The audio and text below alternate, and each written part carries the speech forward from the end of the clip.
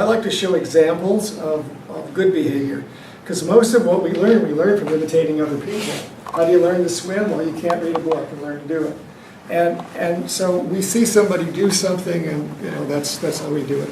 We are descended from a long line of monkeys, and monkey see, monkey do is pretty much how we behave, and it seems to work for us. So I like to show examples of really good behavior that we can kind of follow.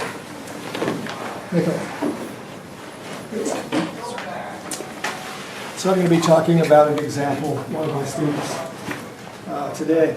So I have some rules that are just kind of interesting to follow, and they're not hard and fast rules except for the last one. But they are things that I think will help you to tell your story in pictures. And the story is really about what your business idea is and the kind of potential that it brings to the market. And why the judges should select you and have you come and present and win some money, because everybody selected in the finals wins some amount of money. So that's really what you want to do. You want to show that it's a really neat thing and they want to hear more about it. So the first rule is to show, don't tell. You want to create in your video pictures that will tell your story. Now that doesn't mean that you don't have any people on camera. Most of you are fabulous looking people and you need to be on camera because the judges want to see who it is. And when I started years ago talking to Kaufman about the videos, and they said, have you thought of using videos? And I said, no. They said, you really should, because the judges want to see that you can present. They want to see who it is. They want to see your presence and your passion. So one of the things that I've noticed, and in my other class, they've been kind of getting on each other for not having enough passion when they present. So if you're excited about your product, your service, whatever it is that you're going to offer, make sure it comes through. But that's in addition to the pictures. Pictures can do a lot for you. And storyboarding is a technique that we use to create the picture story, to create a sequence. And it's very much like a Gantt chart. You organize it, this comes first, this comes next, and here's the big finale, okay? So that's really important. Now, storyboarding is not great art. There are storyboard artists who do great art. I do stick figures. Most people do stick figures. Stick figures work just fine. As long as you can tell what it is in a general way, you're in good shape. 2 minutes goes very quickly. So if you don't plan it, you will find your video gives too much time to stuff that really isn't important and doesn't really get in the points you really want the judges to understand. Rule number 2, keep it lively. In Hollywood, they talk about too much talking heads. So if the audience has to sit there and listen to a lecture like you're doing, I'm a talking head. So as Boo films this, it is a talking head. These are not especially popular because they're not very lively. If you get up and walk around, that's better and so forth. But really, you want to show things and not just a human waving his hands and articulating a message. But you may want to do that sometimes. So talking heads, particularly in introductions, so they can see who it is, and then you can go to other things. That works really well. And you may come back, you may have a customer that you've interviewed, you may have him or her on camera saying, you know, I'm really interested in this concept, we would like to have this, and we are willing to pay $50 a month to get this service, that kind of thing. So that works really well. Movement, you can come in, you can do a framing shot which shows your whole team, and then you can move in on one person who's going to talk, and then you can move out and move into somebody else. That's a little more tricky. You don't want to get lost in the camera work because that can easily happen if you're not somewhat skilled at it. But the other thing is you can edit, so you're not doing it in concrete. So voiceover, you can show a picture, and I have one up here, which shows that one category is growing faster than the others, and you do a voiceover. You will notice that the $12 to $15 category is growing very rapidly. 15%, the rest of the category is flat. We want to be there. So that's a voiceover. You can also use music. So at the end of your presentation, you can use the 1812 Overture. You may know what that, they have cannons and all this kind of stuff and big noises. Or Beethoven's Ninth, that's pretty up music you want. Or you can just do something light, Sweet Georgia Brown. You can do whatever you want for music. Don't overdo it with the music. We had a creative group that entered a contest. They did Brahms' Lullaby when they were rocking this cradle that they had, and they used some other music, and you can do that too. So that's a way to keep it lively. So the audience in that 2 minutes is always saying something a little bit different that holds their interest. Rule number 3, plan. Plan your work, work your plan.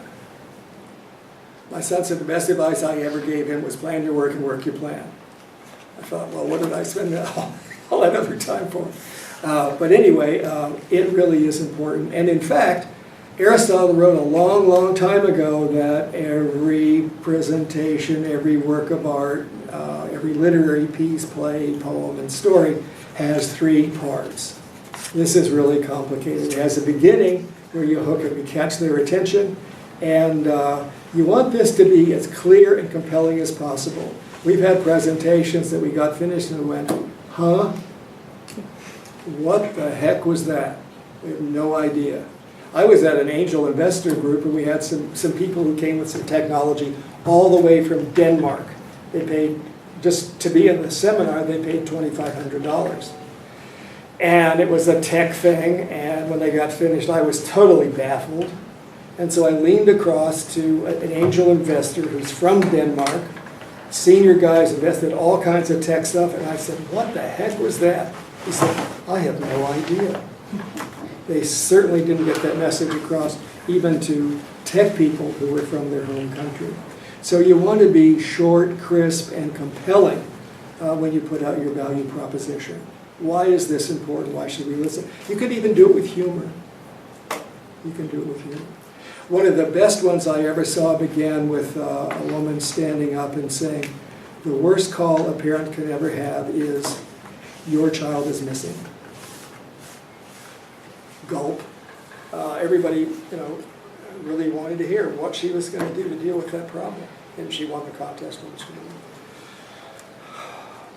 So the next thing is about the problem. You want to go into a little more detail about the problem or the opportunity. It's not always a problem. Sometimes it's a business opportunity that you identify. And then your solution, how you're going to address that. And the market research that you have done that indicates that it is in fact an opportunity.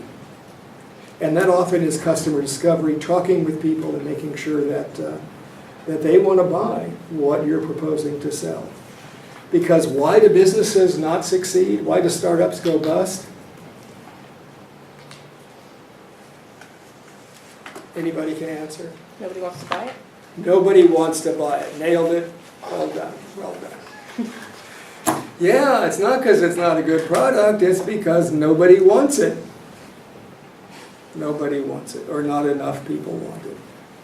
So it's very important to include that you talk to some people and they express strong interest. And sometimes you can use statistics or other kinds of things, but that really is important. And sometimes we had a fellow from Senegal, he was developing a hibiscus tea. And so he had some of the people tasting it for the first time, videotaped them, and they just said the first thing that came into their mind about what that tasted like. And it was pretty interesting, pretty compelling. You also need to put in something about the financials. It doesn't have to make a lot of money, but it ought to be at least a reasonable thing. So this is not Shark Tank where they're trying to invest and make $1 gazillion. We don't have Mr. Wonderful is not one of our judges, so you don't need to worry about that. They're really good people. But just some basic assumptions about where your revenue is going to come from, how much it's likely to be over a period of time, and then what your costs are. And we just want to know that you've thought about these things, because if you haven't, it probably is not going to be a very good business. Most of you are in business school, right? And if you're not, you may have someone on your team who is. That's very important. Very important. At the end, a brief summary helps. Judges, like all of us humans, have a very short attention span. So you want to make sure that they get it and that you finish on an up note. Sometimes, and I've seen this as a tendency in some people, they kind of give their talk and at the end they kind of wind down like a mechanical. Boy, that doesn't leave a very good impression. But if you heard, maybe you have some friends who kind of have that falling cadence in their speech. And if that comes into your presentation, it can really be bad. You certainly don't want that on your video. The next thing is you plan your message. And I have this sheet right here. I'm going to tell you about how that works. The suggestion here is you begin with step one with a real short business thesis, or they say a Twitter-friendly headline. The problem with that I found is that usually if you start at step 2 or step 3, it's a lot easier to condense it to that. So I would suggest that. But the idea really is that that you want to identify the key benefits that you're going to deliver to your users. And I'll give you an example of that with one of my students, Johnny Washington. And so here's the data behind Johnny's situation. Johnny, his first thing, his key point was he was going to customize his product. And that meant that down here in the 3 stories or statistics, that you could choose among a number of different things, and it wasn't going to be mass-produced. It was going to be customized, and you get exactly what you want. The next one was about high quality, and he was talking about a gourmet product. So he was positioning at the high end. It was going to have a price that fit as well. Very high quality ingredients, and they were going to be locally sourced. So those were some of his advantages there. The last one was that he had experience in delivery. So he was going to be able to deliver rapidly in a 3 to 5 mile area. Also, and he didn't recognize this until we were sitting with the intellectual property attorneys, and they said, man, Johnny, you have a cool package that you need to get a design patent on because you figured out how to keep the product warm and make sure it didn't get soaked and other bad things happen to it. And so that was his third thing. And so then he was able to develop a tagline that I'll tell you about in a minute. So using the message planner will be very helpful, and you've got this diagram on the back, and by working through that can help you plan what it is you want to say. That's this right here. And the kind of support you have, the examples, stories, and statistics that you could use to present while you're talking. But here are the 3 points you want to get across. Why 3 points?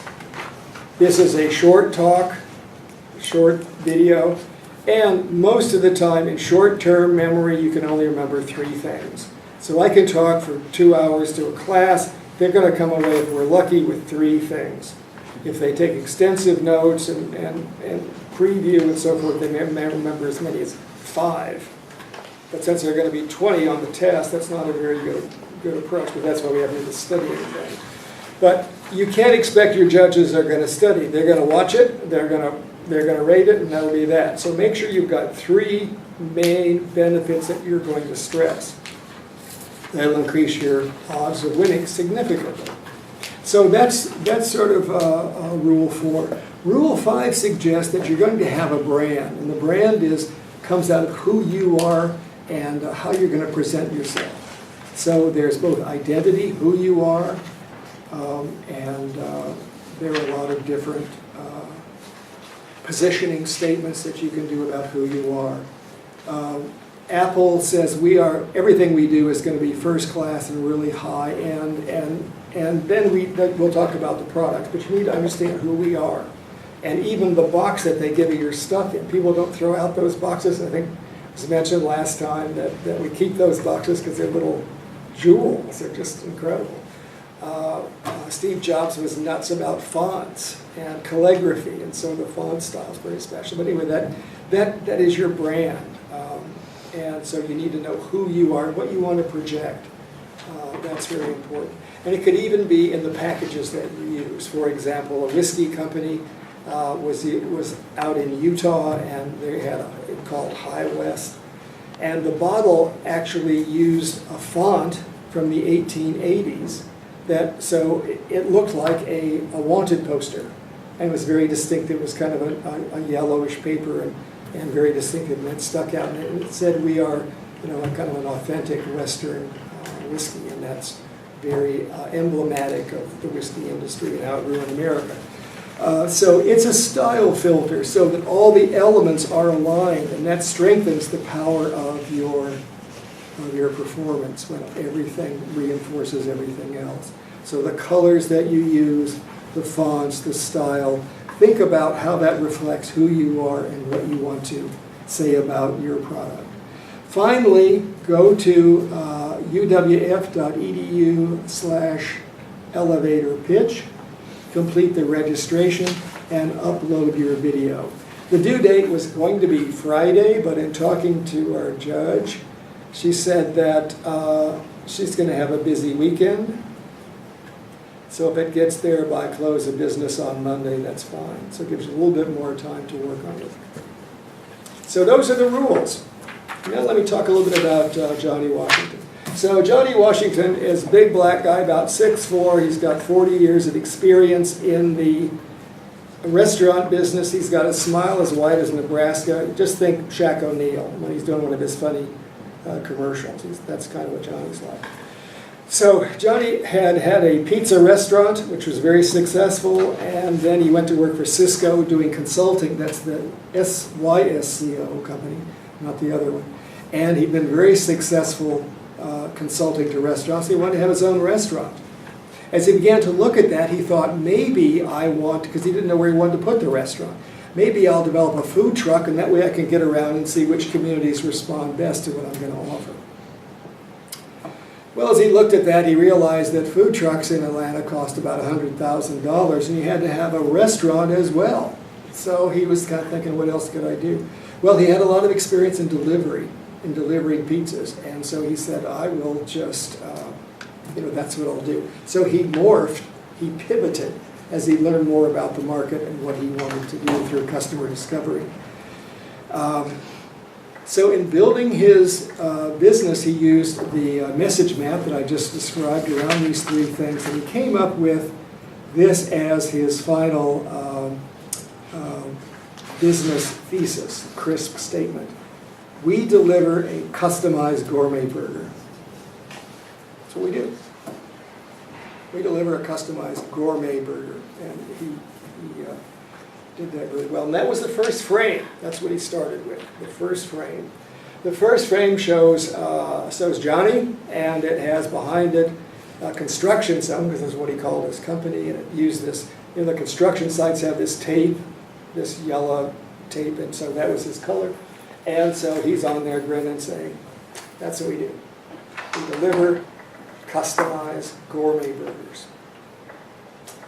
The next thing is he said, these are not mass-produced. And he had this wonderful, grainy old black and white footage of a manufacturing site. And you couldn't tell what it was. There's a lot of conveyor belts and crap in the background. And there's something moving along, and people are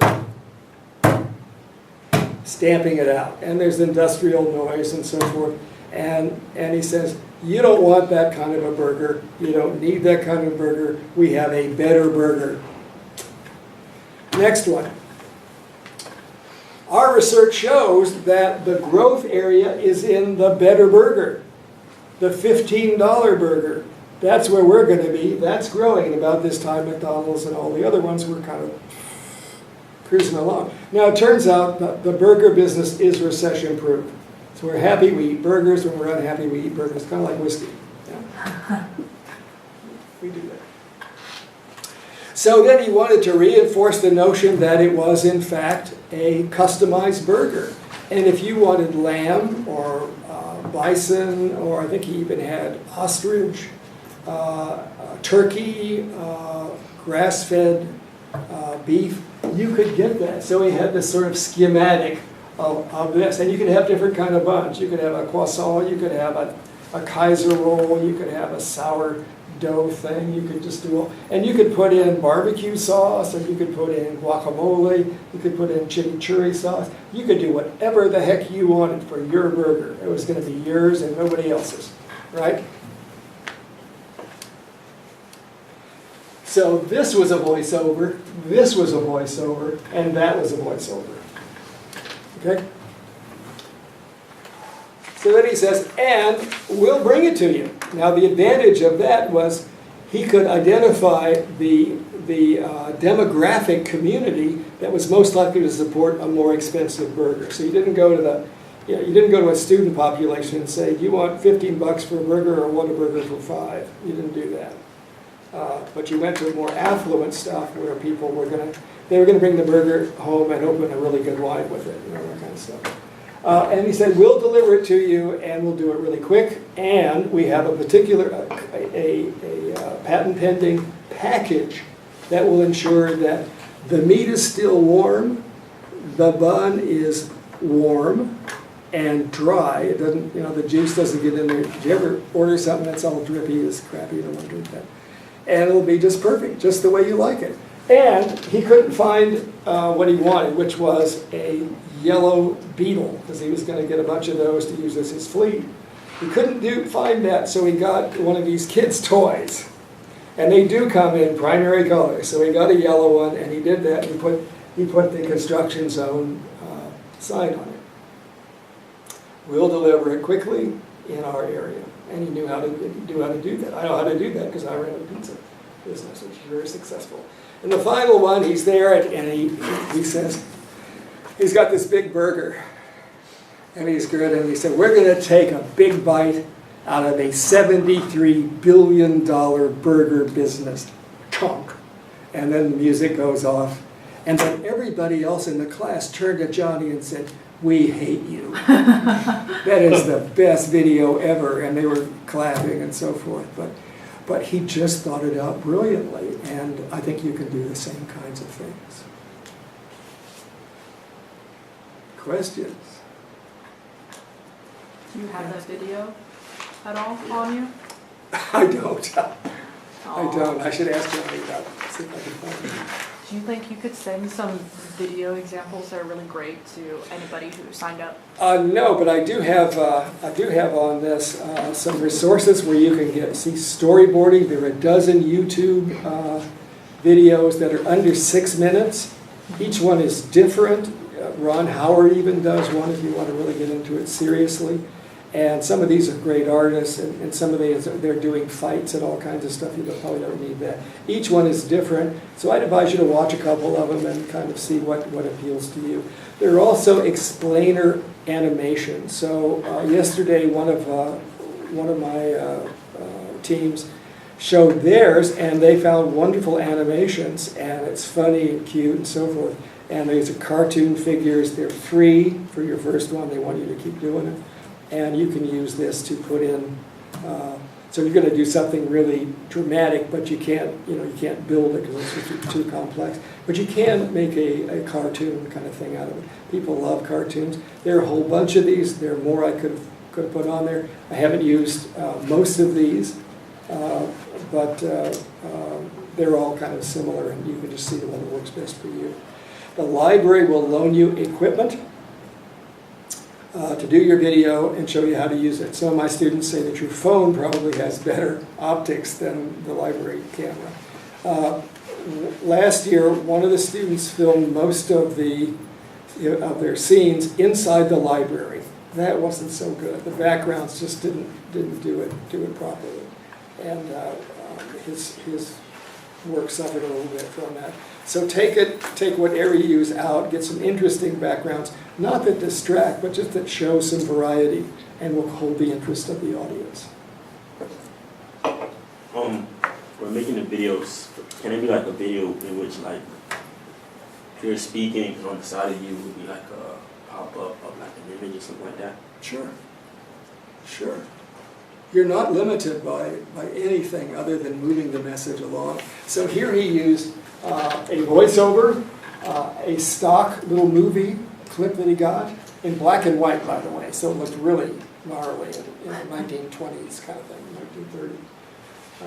And then this is just, you know, a basic chart like we do, you know, histogram kind of thing. This was actually on blue paper, so it looked like an engineering schematic of how to build a hamburger. And then this was a toy. And he had little toy buildings behind it. And it's just, when you got to this point, you were hooked and you were laughing. Actually, they were laughing at the first one. You know, we don't need any mass-produced hamburgers anymore. We've moved beyond that, because you didn't want to eat the way they did in the 1920s, right? And then this, this blew everybody away, because $73 billion burger market. Who knew? There's a real opportunity to that. And I think he may have mentioned, I don't recall for sure, I know we talked about it, but he may have mentioned the opportunity for franchising, which he saw once he created this, you know, the way to do it. So that's kind of how that worked.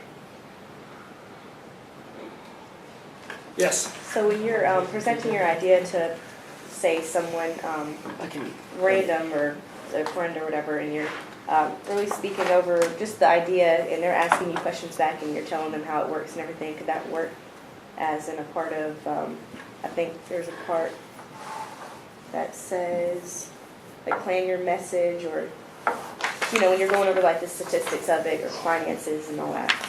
Could you use? You can use you know, just a question up there, and then you can answer it, or you can have somebody, particularly if it's relevant. You wouldn't want to bring in too many people because you want your team, you want your face on there. So Johnny just used himself. Nobody else was on there because you don't want other people to say, "Who's that? Why are they there?" Gotcha. So you want to kind of keep it focused. You only got 2 minutes. Okay. So, yeah, it's good to show your team. So. I mean, most of you are, as I said, lovely people. We need to see your faces on there. We need to see the enthusiasm. We need to see that entrepreneurial fire flashing out of your eyes. And I mean, he almost wanted to grin. I mean, the guy's so charismatic. He's, you know, big guy. He's just, he was his charm. So, and you can do that too. Do you know the maximum number of finalists for this year? 8. Okay. So 8 videos can get to the presentation. 8 videos will be selected. Yeah, yeah. Do you know if there are different judges this year? There is a different, one judge is different. His name is Vernon Nevin. He is a serial entrepreneur. Do you know him? He spoke last year, didn't he, Vernon? I think you may be thinking of Nevin Schaefer. Talks No. about IP. Anyway, Vernon Nevin is a serial entrepreneur out of Silicon Valley, and he understands all that tech stuff. And one of the complaints has been, he's also a very polished guy too, and he's running a company now, and he did very well out of Silicon Valley, so I don't think he's doing it just to make ends meet.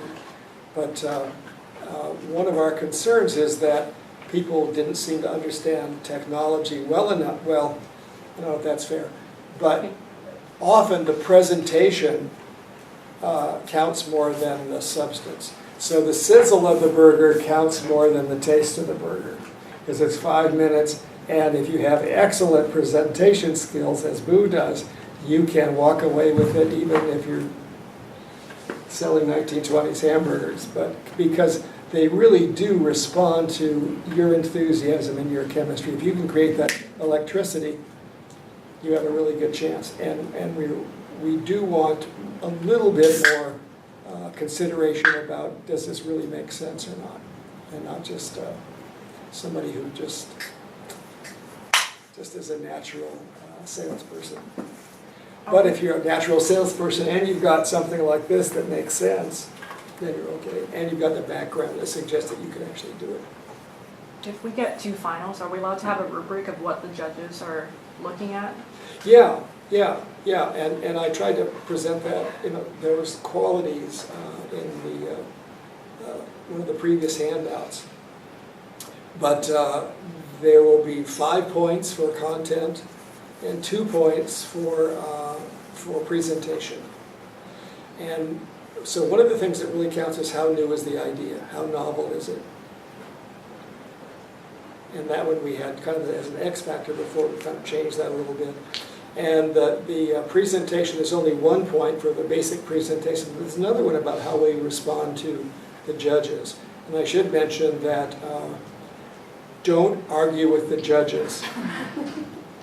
I was at a workshop yesterday, and a woman at the University of Alabama, Birmingham, was talking about a national competition of entrepreneurs with science-based kinds of projects. And this was national finals, and this was like, they were given $50,000 to do this. And one of the groups just got very frustrated that the judges were too stupid to understand what they were talking about.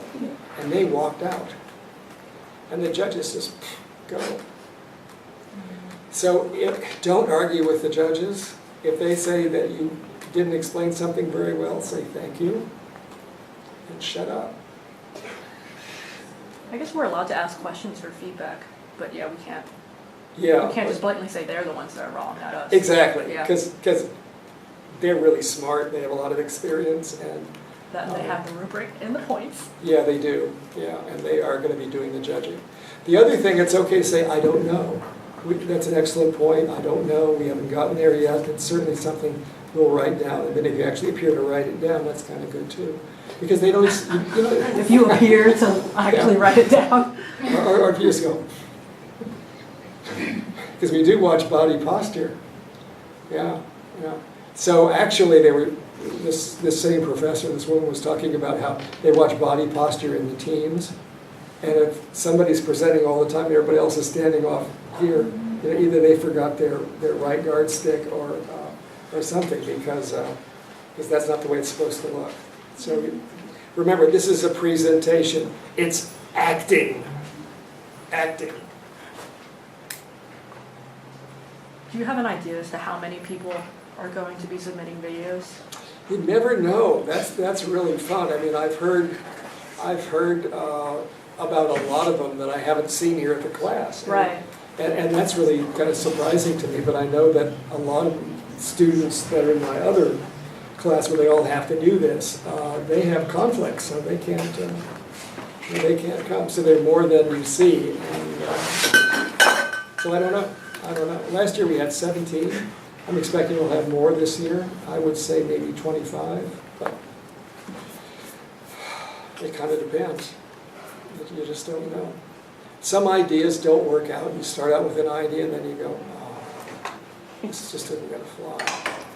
And, or you hear about what other people are doing, you say, oh, I'm not going to win. And that isn't necessarily true, but once you quit, you're not going to win.